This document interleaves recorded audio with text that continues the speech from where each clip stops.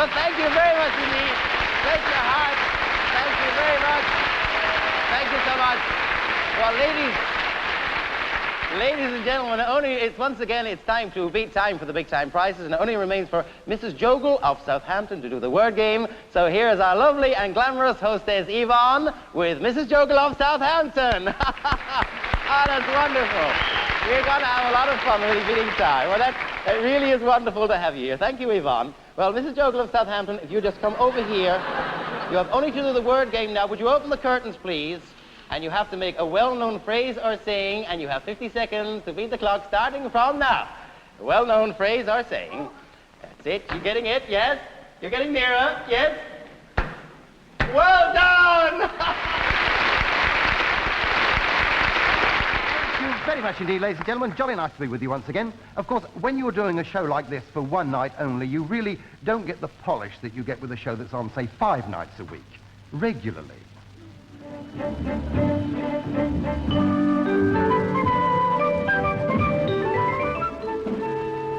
Children's own art exhibition. Old age pensioners evicted for not paying their rent. Well, first of all, Anglo-German friendship.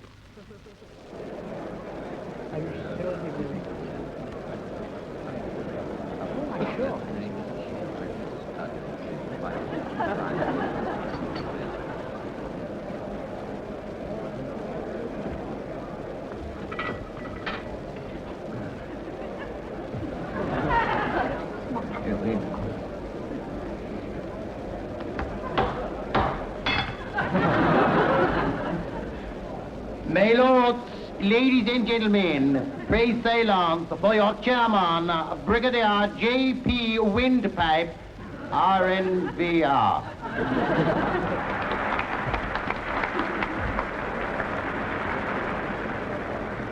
Friends,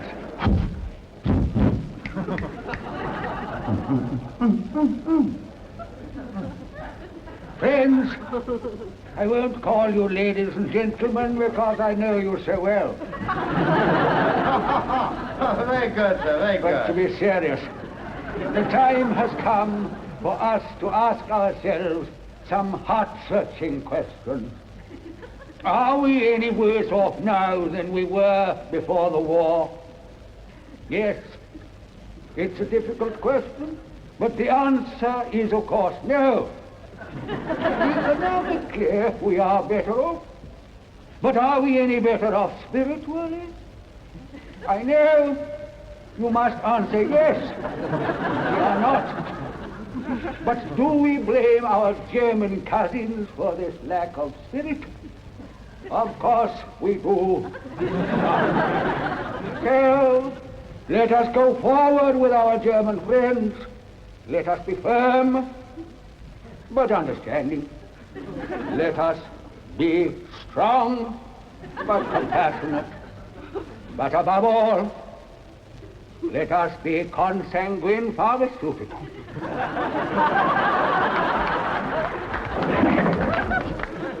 No, I never took a prisoner. I could have taken a German prisoner, but I didn't, and he was an officer.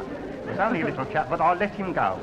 Well, I said to myself, what difference is it going to make to the war if one man is incarcerated? Yes. It won't make any difference at all, so I let him go. And I shall never forget the look of gratitude in his eyes. You could hardly see his eyes, actually. He had a lock of black hair coming down, covering him. And a little black toothbrush moustache. He looked a little bit like Charlie Chaplin. But there, good luck to him, I say. Off you go, I said. I say, Fritz, how about playing... Pensioners who... The old age... Yes. Yeah. Buckingham Palace, an imposing sight in the early morning sunlight. And here we see Her Majesty the Queen and Prince Philip. More than 30,000 people turned out to see them and to cheer them on their way. Truly one of the most magnificent spectacles in the royal year as the royal filling in regal splendor.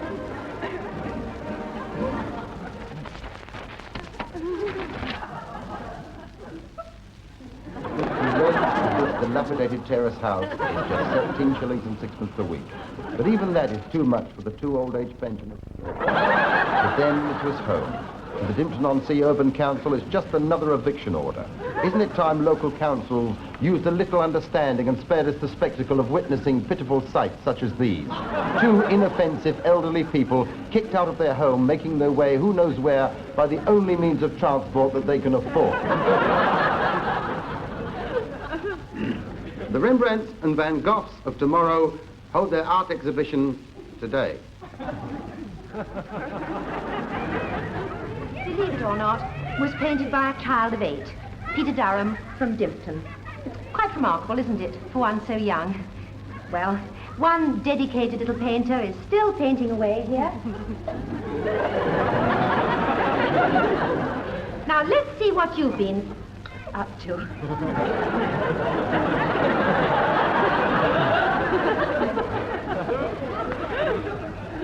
It is a lady. She have no clothes on. She have no dress, no shoes, no stocking, no knickers. She have no clothes on. It is a lady and a gentleman.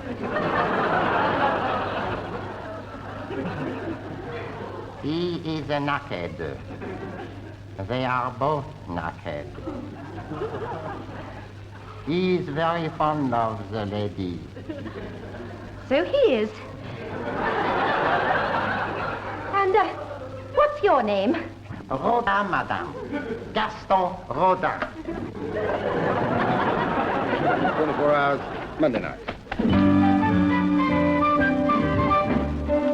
Okay, Cliff. What stupid blood!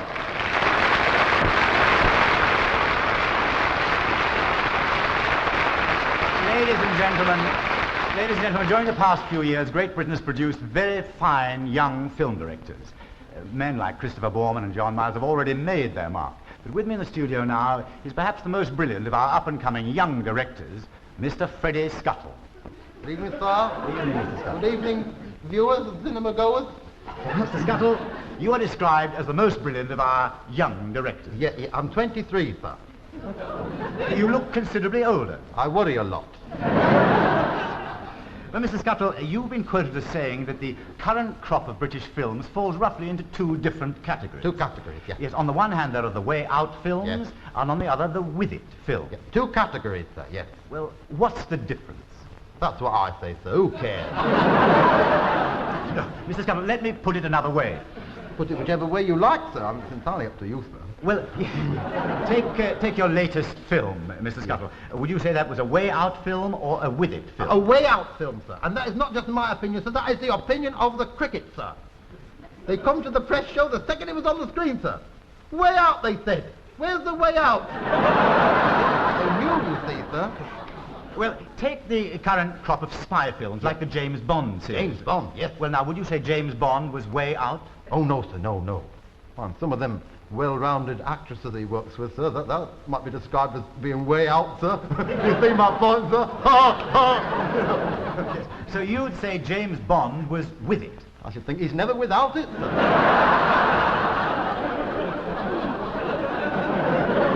Not that I'm jealous, sir. Just envious, that's all.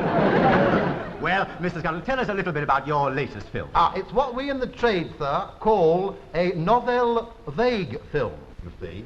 A novel vague film? It's based on a vague novel. And it's called The Knock, sir. And it won the Film Festival Prize, sir. But The Knack has already been made. That won the Cannes Film Festival Prize. I don't know about that, sir. We won the Film Festival Prize, sir. Yes. What, at Cannes? No, Chipping Sodbury, sir. We had a lovely festival, so all the big continental directors was invited, sir. Truffles was invited, sir. Fell in it. Ingmar Bergman? Her as well, yes. And the Italian one, Anthony Honion, was invited, sir. Anthony Hunyon? Yeah, No, Mr. Scuttle, you mean Antonioni. Yeah, Antonioni. Yeah. I was going to write to him myself, but it was a little bit difficult, you know. Yes, I think I know what it is. You can't spell Antonioni. I can spell it, sir. I just don't know when to stop. Mr. Scuttle, who's starring in your latest picture? My latest discovery, sir, mean, moody, magnificent Mervyn Twits. Yes, I remember from your latest press handout, Arthur Gardner describing him as tall, dark, and handsome. Yes.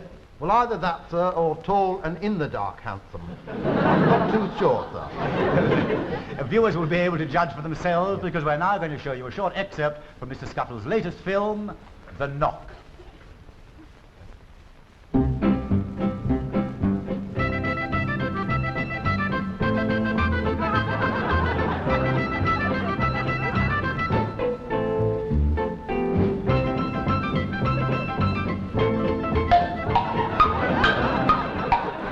Yes, this is my story exactly as it happened. I was 30 years old and was considered by my several friends to be quite nice looking. But even so, I'd never had any success with the opposite lot. With that nice Miss Perelman at the dancing class. Somehow she just hardly seemed to notice me.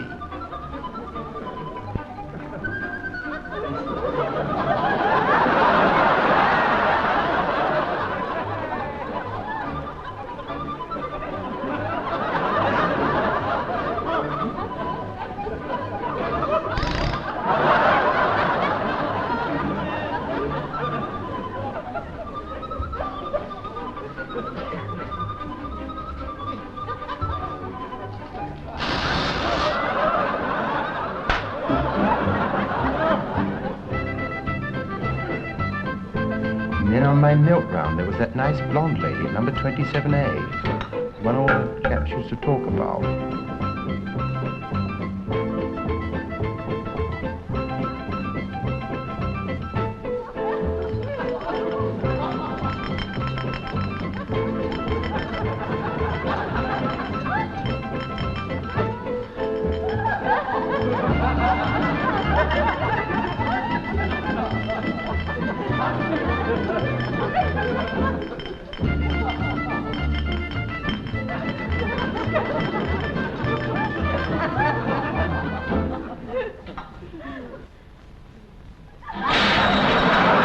Always something seemed to go wrong.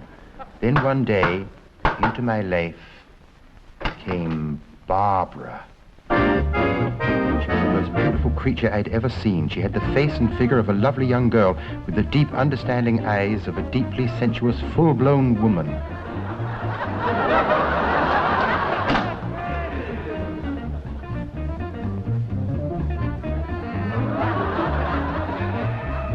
From that moment on, I knew my life would never be the same again.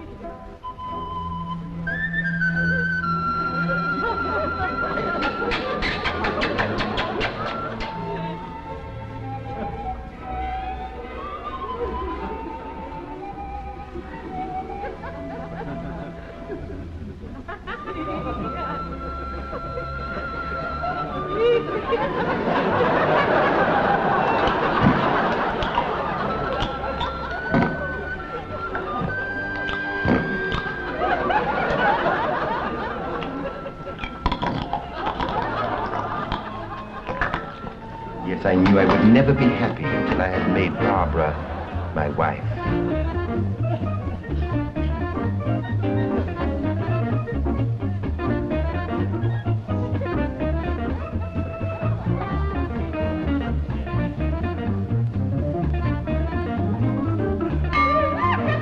Being married to Barbara was like a dream come true.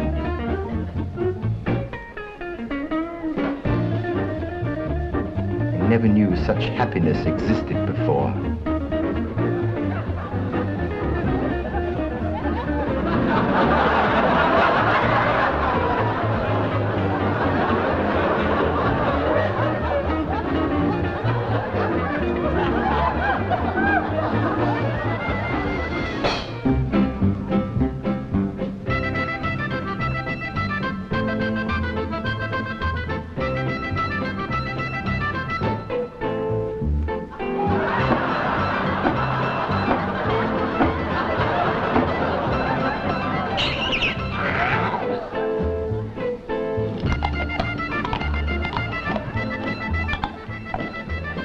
I knew we was made for each other. We had so much in common.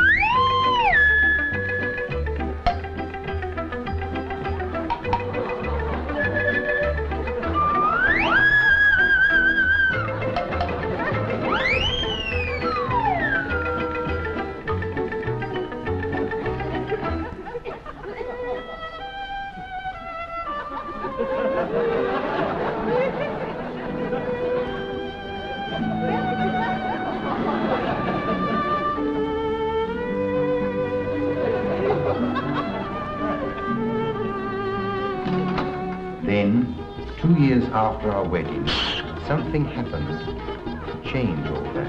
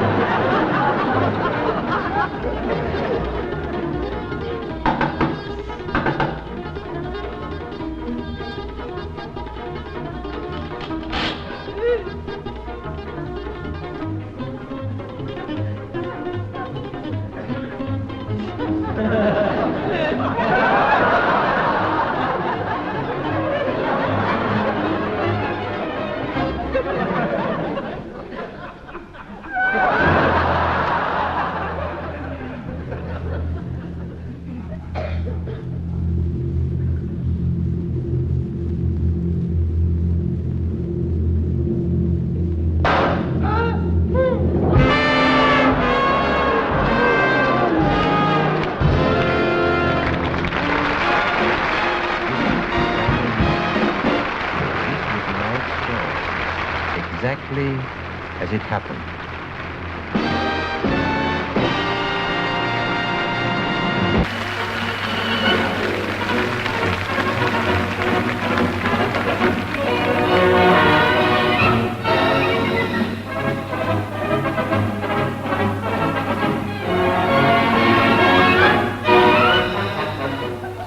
Good evening. Well, tonight, Sports View looks to the future, to the Olympic Games in Rome in 1960. In the last Olympic Games, Great Britain achieved an outstanding success in the showjumping events. But what of the future? Peter Vernon went out last week to the Brodie stables at Letchworth to interview that fine British horsewoman, Mrs. Emily Biscuit. Mrs. Biscuit? Mrs. Biscuit? Hello, can I help you? Oh, now, Mrs. Biscuit, I know you must be frightfully busy, but I wonder if you could spare a few minutes to tell the viewers a little about yourself. Well, I'm afraid I've got a filthy habit. Really? And what's that? This one I'm wearing now. I just use it for laughing around in here, you know. Yeah. Don't worry about that. Now, tell me to begin with, Mrs. Biscuit, how long have you been show jumping? I have been show jumping since I was 17 years of age. Mm-hmm. So that'd be about 8 years ago. Yes, quite 8 years. Yes, it would. Yes. And how many hours riding and jumping do you put in per day? I would say about 10 hours a day. Really? All those hours bouncing about on a horse? Doesn't it give you a headache? No, quite the reverse. See, it's inclined to give the horse a headache. You see. Now, this horse you're taking with you to the Olympic Games. My pal. My pal. Is that him in there? He's in there, my pal. Hello, my pal. That's his name, my pal. Do you ever get tempted to call him my pal Bob? Oh, heavens, no. I couldn't very well call him my pal Bob, could I? I mean, he doesn't look a bit like Bob, but just a little, doesn't he? He may grow off of it, of course, hope so. Now, Mrs. Biscuit, during these 8 years that you've been riding and show jumping, you must have won an awful lot of trophies. Oh, I've won a lot of awful trophies. I have really. I have 12 statuettes, 24 medals, and a shield inscribed for the fastest mare in Surrey. I'm very proud of that. Really? Yeah. Have you ever won a loving cup? Well, I've never been in for that sort of competition. Well, now, Mrs. Biscuit, have you any advice you'd like to give to girls who go in for show jumping? I mean, what would you say is the most important thing? Well, I would say without a doubt the most important thing to have is a horse. I mean, otherwise there's very high fences. I really meant apart from that. Oh, well, I would say I usually find when I'm show jumping, the first thing the judges look at is my seat. Because when I ride just as if I were part of the horse. I do really. Wouldn't do to say which part, though, would it? Well, I'm quite sure there must be a lot of horse lovers viewing tonight. Yes. So I wonder if we could coax my pal out for a minute or so. Well, I am terribly sorry, really, because you see he's not terribly well. I'm just about to give him his horse pill, as a matter of fact. Really? I see. That's most interesting. This one here. Oh, now tell me, how exactly is the pill administered? Well, with the aid of this tube. You see, you place one end in the horse's mouth and the other end, and you put the pill in there, you see, and you blow. I'll check it. Come on, my pal, come along. Open it up. There's a good horse. There we are. Ready, steady. I'm afraid he blew first. Most unfortunate. Doesn't matter. Of course, it doesn't have any, my taking that has no effect at all on my health. I'm pleased to hear that. But I'd love to stay here talking to you, but I'm afraid I've got an awful lot of things to do, you know. Cleaning out all the stables and that, and the work just keeps piling up, you know, if you don't really... You understand. I'd love to. I quite understand, Mrs. Biscuit, and thank you very much. We'll say goodbye. Well, just before you go, I will try and get my pal just to say bye-bye. Would you? Yeah, I shall have to coax him, though. Yeah. I shall have to give him something to eat. He's very fond of his oats, you know. Come along, then. Come along, my pal. Say bye-bye. Say bye-bye.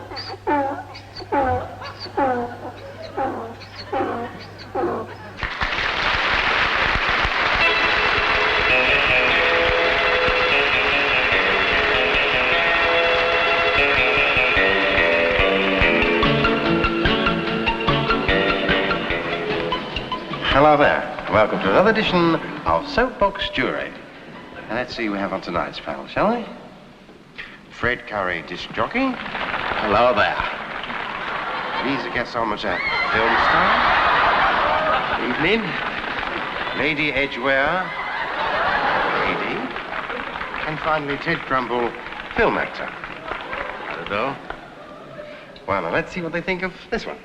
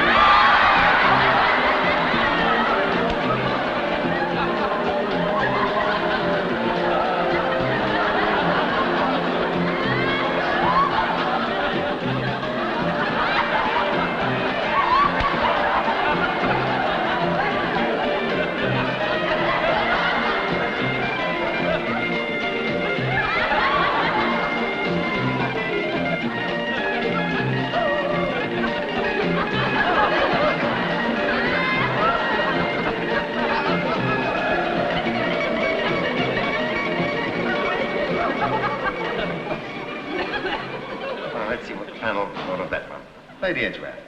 Well, I liked it. It was gay, it was vivacious, and it had a most wonderful beat going all the time there. I really thought it was awfully nice. Because personally, I prefer my tunes a little more, if you'll pardon the expression, robust. Oh, you mean like Mac the Knife?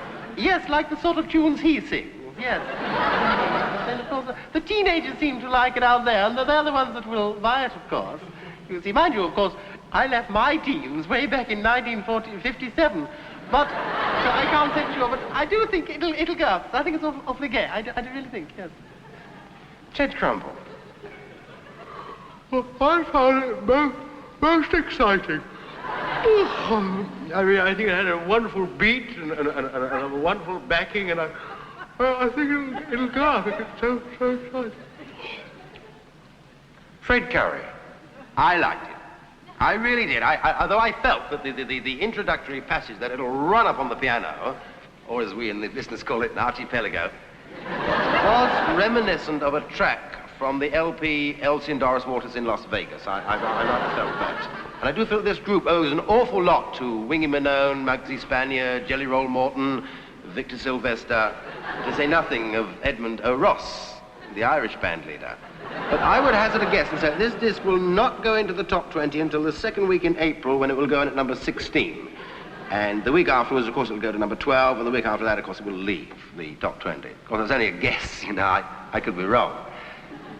Please, the gasometer. Well, I liked it. I thought it was nice. I like the backing.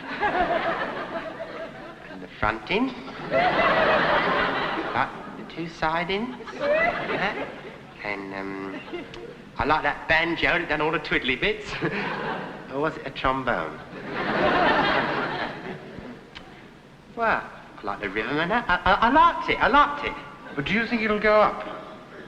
Up where? Jim. Well, if enough people buy it, it will. That's obvious, isn't it? Right, now, well, let's see how our jury are going to vote on this one.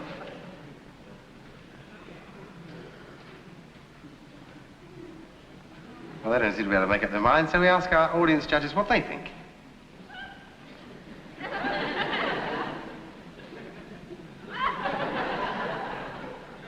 And they voted, sir?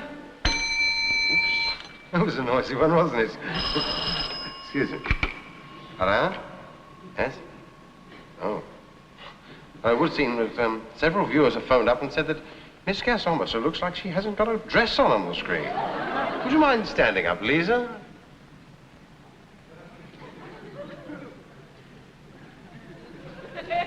See? Really, your minds. Bye now.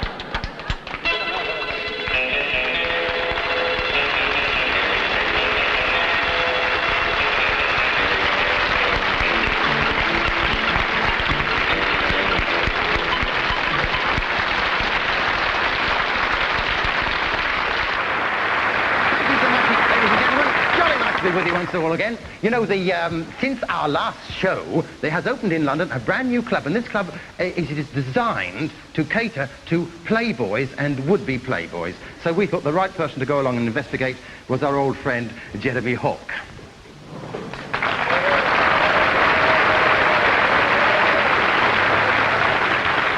Thank you very much. Good evening. Well, Scuttle's Funboy Club, according to the press handout, is, and I quote, Britain's answer to the geisha houses, a temple of feminine pulchritude and beauty, and the tired businessman's dream of paradise. Well, let's find out a little more about it from Mr. Fred Scuttle himself. Good evening, sir. Good evening, viewers. Good evening, Mr. Scuttle. Welcome to Scuttle's Glamorous Funboy Club. Thank you. Well, now, Mr. Scuttle, I believe your members are waited on by very beautiful waitresses. Yeah, we do not call them waitresses, sir. They are not dressed as waitresses. They are dressed as cuddly little teddy bears, sir. More bear than teddy. Well, now, how many of these girls do you employ? At the moment, just the two, sir. Only two? The wife and her mother. But we are hoping to expand. And what about the amenities? Oh, we've got one each of those, sir. And we have a restaurant, sir, and a bar, sir. You can go get a drink. I have a vermouth with an olive in it, sir, or a vermouth with a cherry in it, sir.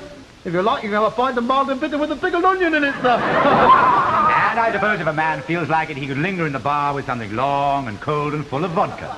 No, I don't allow the wife in the bar. I daren't, you see, because the... Tell me, Mr. Scuttle, what other attractions does the club have to offer? Oh, we have a drive-in movie, sir. A drive-in movie?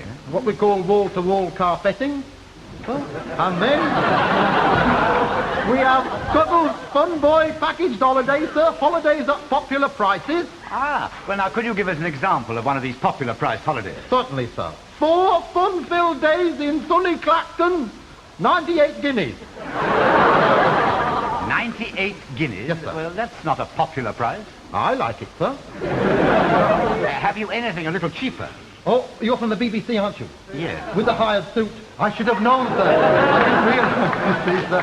Oh, yes, the cheaper ones, yes, sir. Well, sir, there is, you see, yes, for members only, sir. Because after investigation, I have found out, sir, that by securing the services of an ex-army surplus Dutch bulb barge, you see, night rate tourist class economy goods train, and a fleet of fast-moving, love-starved dromedaries, I can get a man into Outer Mongolia for 15 guineas. And still show a profit. 15 guineas, I must say, that's remarkable, Mr. Scuttle. Do they enjoy it? We've never found out, sir. We've never had one come back, sir. They must like it, mustn't they, Mr. sir? Scuttle, aren't you worried about bringing them back? No, they pay in advance. You see, sir, yes, Yes. but we're wasting time out here, sir. We are digressing. Would you like to become a member? I Come would inside, very much, sir. yes. I will get your cuddly little teddy bear. Sandra! She's just coming, sir. Thank you. You are going to have some fun tonight. You will... There she goes. You see, sir, she will serve you drink. She will twist with you. But remember, no touching. I promise you I have no intention of molesting her. I'm not talking to you, sir. I'm talking to her. No touching. She gets a bit handy. Gracious me, I've just noticed the time, Mr. Yes, Scuttle. sir. I really can't stay. Just one moment, sir. The cabaret is about to start, sir. A striptease cabaret, sir. Oh, well. Beauty on a doll. You know what I mean, sir. All the wiggles and the squiggles, you know. You'll like it. There we are. I'm sure I will, Mr. Scuttle. Oh, you'll like our little stripper, sir. I bet I... It's not her, is it? Oh, heavens above. Perfect. No, sir. What, me? Take me clothes off in public? Yes. No fair. I don't approve of it. No, love. Mind you, your mother does it very well. Oh, yeah. Come on, darling, this way.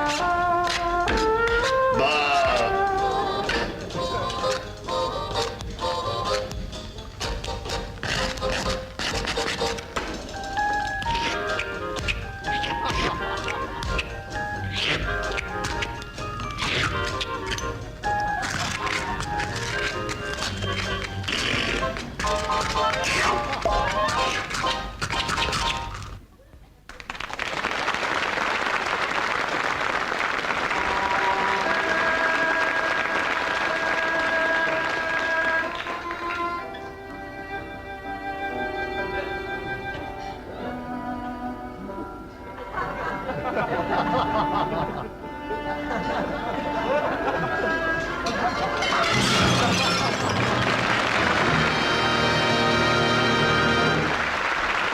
know, the BBC has often been criticised for presenting far too many old films. So tonight we're going to put things right and present a film which was only made 3 months ago. And it is J. Arthur Klinker's very exciting The Stamp Collector.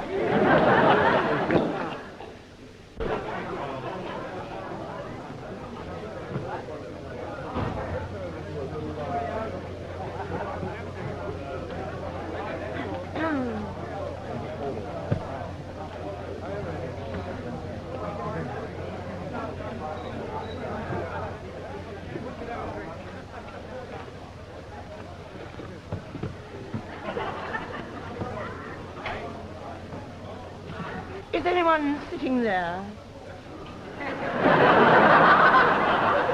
No. Well, do you mind if I sit here, then? Rich itself, it's a free country, isn't it? Can I buy you a drink? Well, I don't know. I mean, I hardly know you, do I? I mean, I'll have a small port, please. 2 ports, please. Well, I don't usually drink with strange women, you know. I mean, one never knows where it might not lead to, does one? 2 ports. Thank you. Thank you. Keep the change. Oh, thanks very much.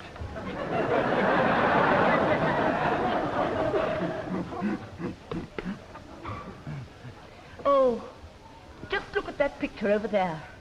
Isn't it lovely? Quite nice. Do you think it's a constable? No, he looks more like a game warden the way he's dressed, doesn't he?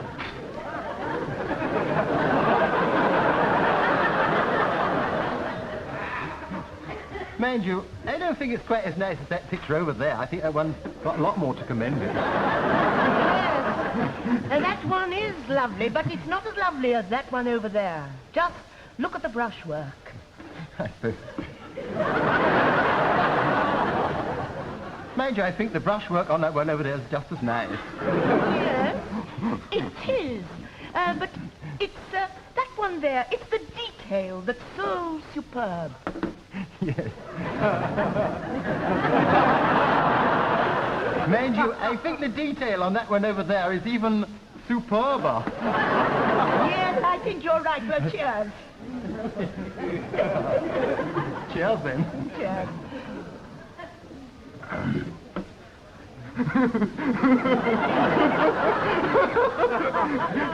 You don't know what I know.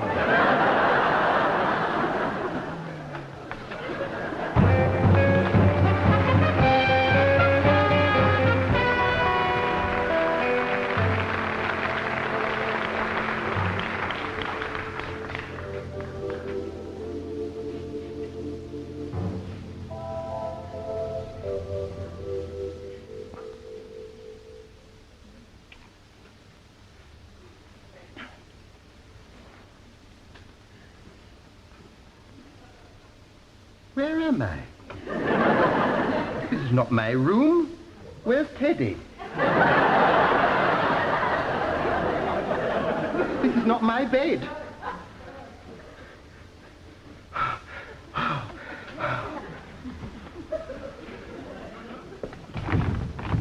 Is anybody there? Let me out, I say. Let me out! You mustn't keep me locked up. I've got claustrophobia. Let me out. Help me. Someone. Help me. Oh, please help me, someone. Please help me. Help me. Help me. Room is soundproof, you know. So you won't do any good by shouting. Well, I won't bother then. Here. Why have you brought me here? It's not to have a bit...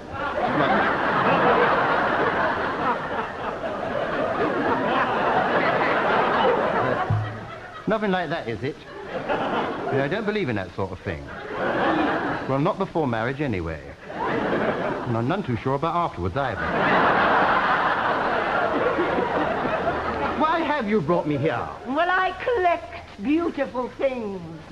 And you know, you really are terribly handsome. I know. I mean, there's no reason to lock me up, is there? And why pick on me? I mean, there's plenty of other fellas just as nice, almost as nice looking as what I am. I mean, why me? It's my hobby, you see. What is? Philately. Well, that'll get you nowhere for a start, will it? I've got a Siamese tickle. What do you want me to do about it? Would you like to see it? No, thank you very much. I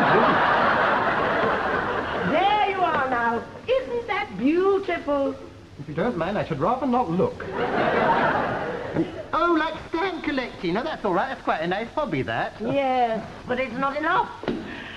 Don't you understand? I'm lonely. I'm so terribly lonely. Well, I mean, don't carry on like that. I mean, you know the old saying, I mean, for every man there's a woman. I mean, you can't complain about that, can you? I'm not complaining about it. I just want to get in on it. Well, I mean, there's plenty of pebbles on the beach. Then why don't you become a little bolder?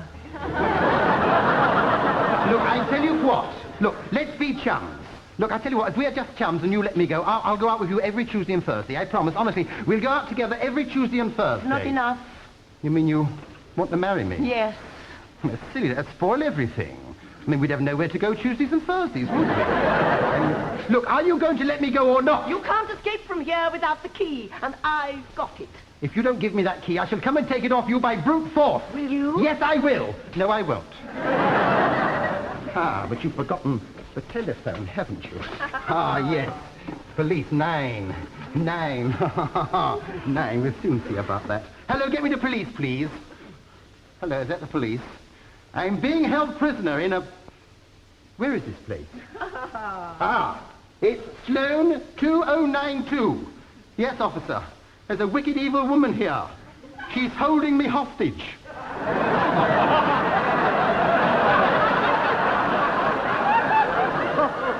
No, me hostage.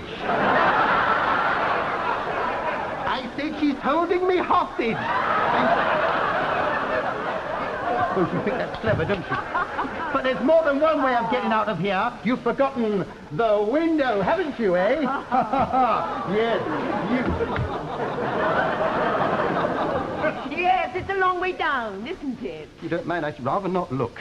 I get what they call virtuous. Oh, we can't have that, can we? Now, look here. You sit down there and relax.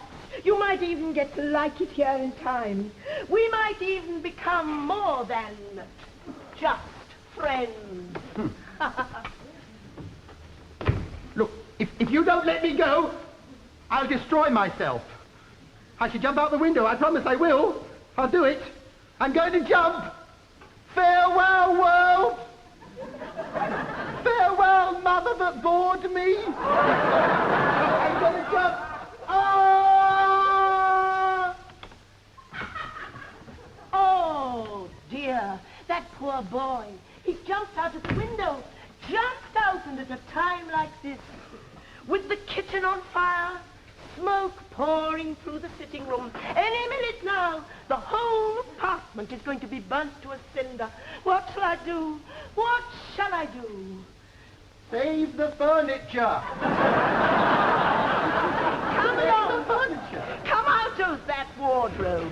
Look, why don't you come and sit down and relax? It's much nicer out How here. can I relax? My mother will be expecting me. I'm supposed to be taking Elsie out tonight. Elsie? Who's Elsie? She's my intended. I mean, we're secretly and unofficially engaged. Well, what has this Elsie got that I haven't got? Well, nothing, only she hasn't had it for quite so long. Now listen. I can give you all the good things in life. I'm a very rich woman. Yes, I know. It's all right for you. You've got money. You're taking advantage of me because I'm poor, aren't you? I mean, I come from a poor family, you know. My parents couldn't even afford to buy me clothes as a child. I couldn't go out anywhere. I had to walk around the house naked till I was 16. And then what happened? They bought me a top hat so I could look out the window. Have a piece of cake. No, thank you. I'm not hungry. I mean, I'm the breadwinner in the family. Now, my father won't go to work. He won't get out of bed. And the only exercise he ever gets is sticking his finger into chocolates to find out which ones have the soft centre. You don't do that now they put the design on the lid. Just a small piece. Well, just a small piece then, All I right, will have. yes. And I mean, my father says all he wants for Christmas is bed socks, a bottle opener, beer and a bucket. I mean, what sort of a life's that for me? No, just that there, about there. That's it, like that. Very lovely. Thank you very much. Oh, it's quite nice, isn't it? Would you like some champagne? Yes, I would. You got any fags? Oh, fags. Cigarettes. I forgot them. Oh, whatever made me forget the cigarettes. Look, wait there, wait there. I shan't be very long. I'll just pop out and get them. She's left the door open. She hasn't locked the door. I can escape. I'll be able to see my little home again before they pull it down to put up a slum. I'll be able to have some of my sister's flaky pastry. It's like eating a wet book. And I should see my goldfish again, my goldfish, the only ones in the house who open their mouths without asking for something. I should be able to see Elsie again, and her mother, and talk about the wedding, and the little council house we're going to have, and how her mother and father are going to come and live with us. And her brother as soon as he gets out of Borstal. And all that. What am I talking about? I say, you left the door open! That's more like it. Oh, this is the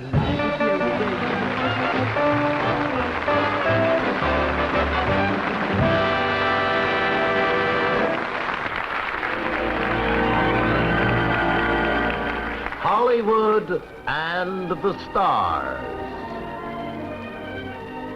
Throughout the history of motion pictures, there have been many successful and enduring partnerships. In the late 20s, 3 comedians forsook the Broadway stage for the movies. They were the Marx Brothers.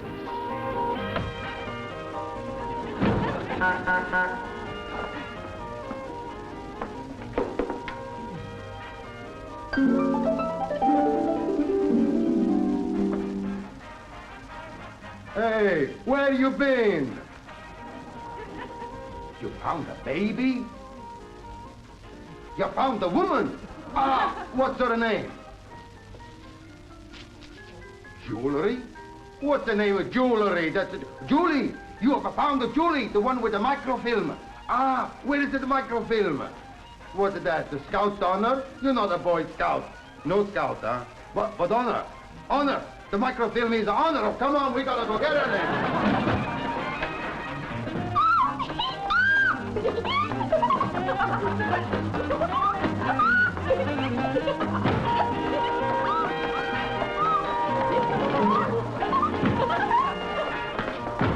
Don't you just wish there were 4 Marx Brothers?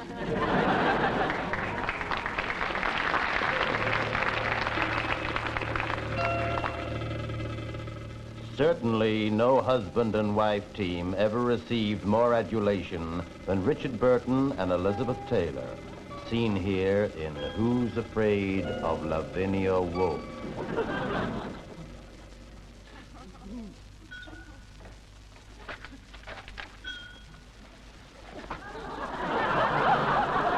Well, come on, will ya?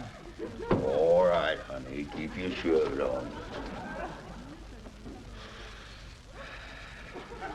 You know I like plenty of ice in my glass. You know you always chew it. I do not chew my ice. I was talking about the glass. Ah, get knotted. You've never read Einstein's theory of relativity, have you? I have so too. And I think he was wrong. You don't know anything about anyone in this whole wide world. You don't know who Einstein is, but I do, because I go to night school every Tuesday and Saturday. Big deal. You don't know who Darwin is, do you? But I do, because I go to night school every Tuesday and Saturday. You don't know who Pablo Picasso is, do you? But I do, because I go to night school every Tuesday and Saturday. You don't know who Sam Gluckstein is, do you? Oh, I'll admit I don't know who Sam Gluckstein is. Who is Sam Gluckstein? He's the guy who comes around here every Tuesday and Saturday while you're at night school.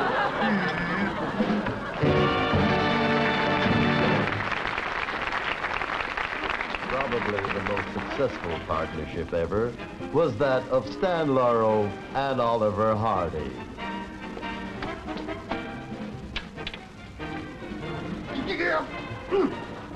Oh, Stanley, come. Here.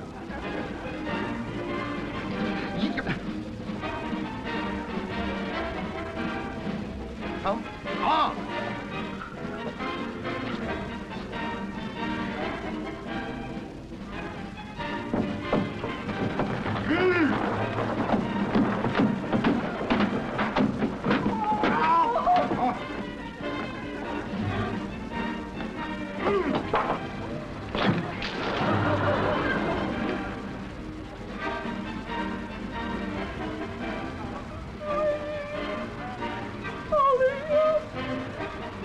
Another fine mess you've got me into.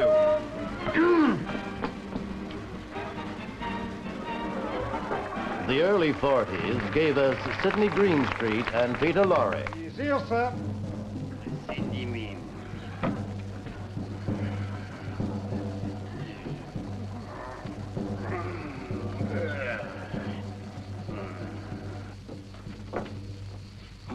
Sir, I have made a terrible mistake. Life is very cheap in Casablanca. Put me down! You mean we can't send the gold by the railways? There are no trains. But you said you heard trains. I thought I heard trains, but it wasn't trains. It was German prisoners of war passing sandbags to each other. And they are very polite, and they were saying, bitteschön, dankeschön, bitteschön, dankeschön, bitteschön, dankeschön, bitteschön, dankeschön. It wasn't trains at all.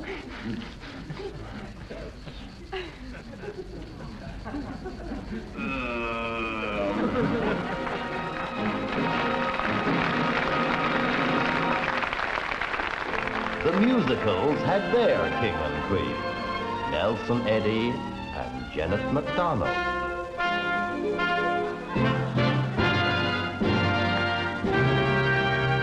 You went away, I let you. We broke the ties that bind. I wanted to forget you and leave the past behind. Till the magic moment when I met you seems to stay forever in my mind. The sky was blue and high above. The moon was new and so was love. This eager heart of mine is singing, lover, where can you be? You came at last. You came at last. Love had its day. Love had its day. That day is past. That day is past. You've gone away. This eager heart of mine is singing, lover, come back to me. When I remember every little thing you used to do, I'm so lonely. Every road I've walked along, I've walked along with you. No wonder you were lonely. The sky is blue. The sky is blue. The night is cold. The night is cold. The moon is new. The moon is new. But love is old. But love is old, and while I'm away here, this heart of mine is singing, lover, come back to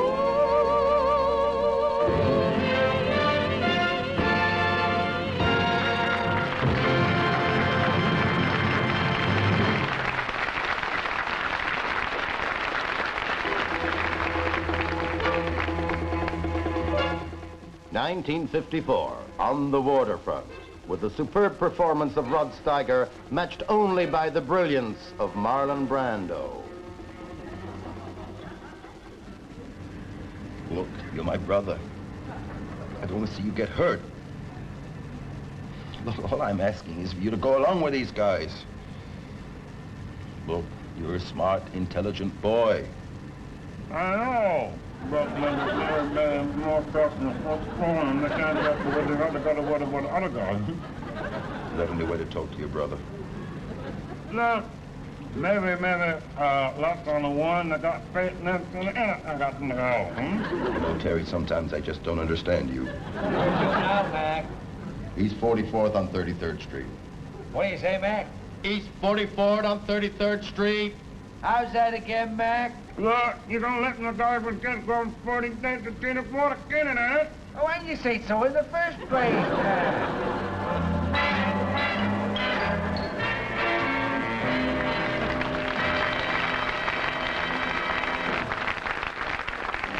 The late 30s brought together Beauty and the Beast, Mae West and W.C. Fields.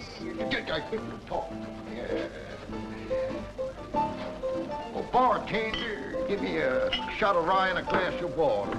Thanks, here.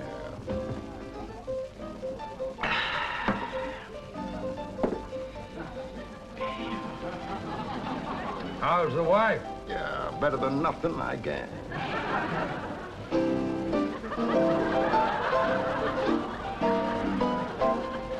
Give me a shot of snake eye, lover boy. Yeah. What do they call you, my dear? It's none of your business. What do they call me? Lulabelle. Lulabelle! What are you from West Appalachia? What are you, a hired help or something? Yeah, hired help? Why heavens to Betsy? You're not a fuddy-duddy, are you? You're not a moon calf? Well, hell, you know my father was a mayor. What was your mother, a jockey? Why, my father made the Empire State Building. My father made the Brooklyn Bridge. My father made the Great Boulder Dam. What did your father ever make? Look me over, big boy. Just look me over. Reminds me, must get my watch fixed.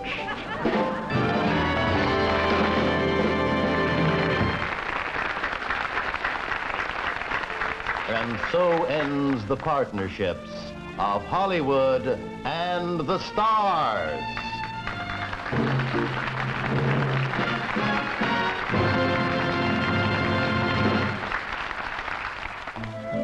Ladies and gentlemen, this little folk song you're hearing at the moment comes from Central America, and it is virtually the national anthem of the small town of Huevas. And Huevas has the distinction of having the highest birth rate in all of Central America. And a lot of people hold that Juan Santos is responsible for this. He's 97, but a very sprightly 97. And he is the local train driver. And he drives his train through Huevas every morning at 5 o'clock and blows his whistle. Loudly. And wakes everybody up. And at 5 o'clock in the morning, it's too early to get up and go to work. And it's too late to go to sleep again. And I wish I was dead. But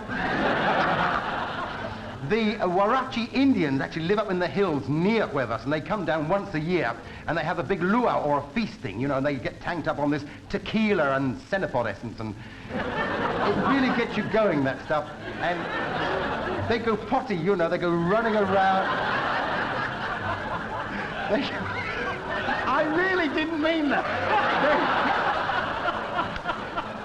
They go mad, they go running around on red-hot coals and upturned knives and broken glass, and it doesn't hurt them a bit, because they wear big hobnail boots. But actually, boots have only very recently come to the Indians, you know. Until 1933, they didn't have any boots, you know. I mean, before 1933, you could have gone up to one of these Indian Huarachis and you'd have said, boots, you know, or cobblers or something, and he wouldn't have understood what you meant. But now they've got boots, and the first one to have a pair of boots was so proud. He said, hey, Juan, you see what I got here? I got my boots.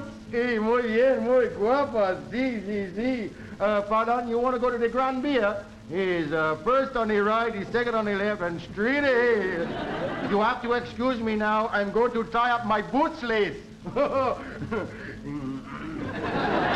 They do. And of course, nowadays, you know, a lot of tourists come down from North America, you know, from California. They come down all loaded up with cameras, you know, and they go around photographing everything inside. They go, oh, look at that area, isn't that great? Hey, Alice, look at that. Oh, wonderful. Oh, look, isn't that just fabulous? Oh, you...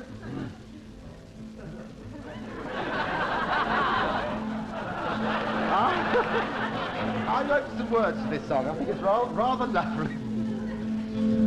I asked a policeman in Portsmouth the way to the YMCA. You turn left, he said, then you go straight ahead. I said thanks and I went on my way. Then I saw her. She was in a pub doorway and I saw the way she was dressed. Her blouse was so low that I murmured, oh, as I saw her pink woolly vest. Oh, sailor, I'm lonely, she whispered, and she smiled, and she gave me a flower. Then round to her place we casually strolled at 70 miles an hour. The moments that followed thereafter are moments I'll never forget. I kissed her hands and I kissed her face, and if I'd stayed I'd have been kissing her yet. Then a knock at the door, 'twas her husband. She said, jump out the window, he's vicious. I said, you must be joking, we're 13 floors up. She said, darling, don't be superstitious. Then he burst in and he rushed straight up to me. I thought I was in for a fight. He said, you've gone the wrong way for the YMCA. You should have turned left and not right.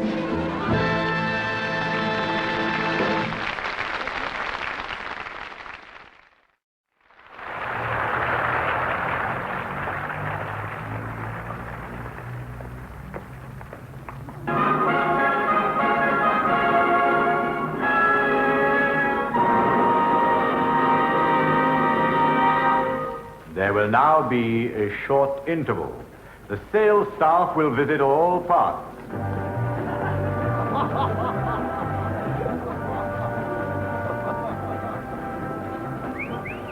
Look at her, right?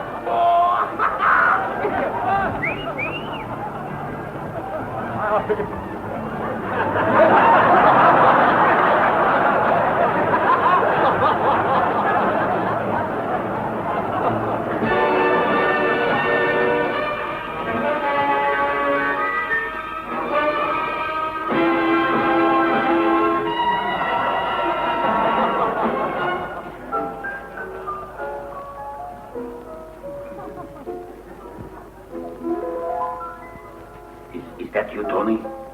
Yeah, just come in. He's up at the bar drinking. You can't miss him. He's a lean, tall, good-looking, got a strong chin, hard steel blue eyes. About 24.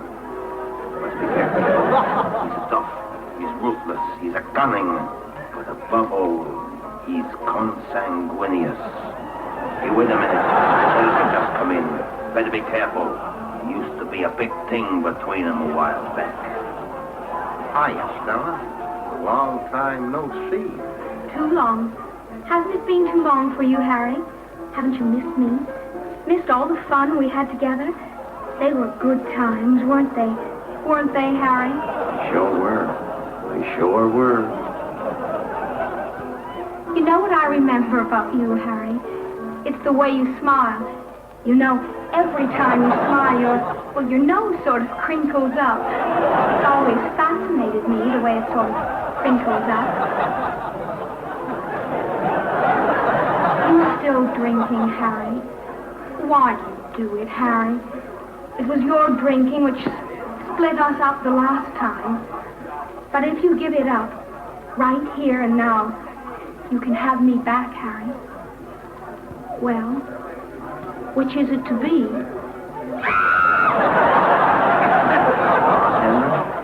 Give me another bourbon. Very well, Harry. If that's how it's going to be, you'd better take your ring back. Oh, come on, Stella. Don't be like that. I mean it, Harry. I want you out of my life for good. Now here, Take your ring back. Okay, honey, if that's the way you want it. Now go. Go on. Get out of my life, Harry. Get out of my life, please. Sure, honey, if that's how you want it. Harry, come back. Please come back, Harry. I need you. Okay, honey, I'm here. Harry, I want you to know, and I mean this, I want you to know that whatever you do, no matter what, and wherever you go, no matter where, no matter what happens, either now or in the future, or at any time, I want you to know that. Oh, Harry, I love you so very deeply. I love you. I love you. I've never loved anyone else. You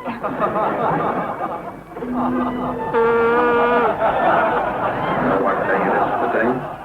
What? It's our anniversary. Don't you remember? 3 years ago to this very day in this very bar, we met for the very first time. And here, I got a little present for you. Oh, no, Harry. I just couldn't. Oh, go ahead. Take it. I can't. Oh, Harry. A diamond necklace. No, it's too good for you, baby. Oh, Harry. How can I ever thank you? We'll think of something. Hello, Anson. Why, hello there, Scarlett. Mind if a lady sits here? Be my guest. Do you mind if I smoke?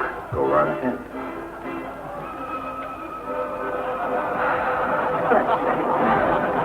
It's great seeing you again, Harry. You haven't changed. Same old Harry, same old smile. Sort of crinkly. It sort of makes your nose crinkle up. I like that. Not still going around with that little waitress, Harry. You don't need her. You need me, Harry. We need each other. You are all man, and I am all woman. Kiss me, Harry. Kiss me. Okay, Harry, this is it. Don't look around. Straight ahead. And don't try anything. Just get those hands up. I said to get them up. Drop it, Tony. Okay, Copper. You asked for it.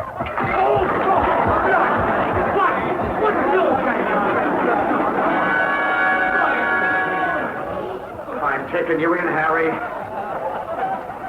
You've got nothing on me, Lieutenant. Harry, you're a three-time loser. And with a three-time loser, there's only one way out.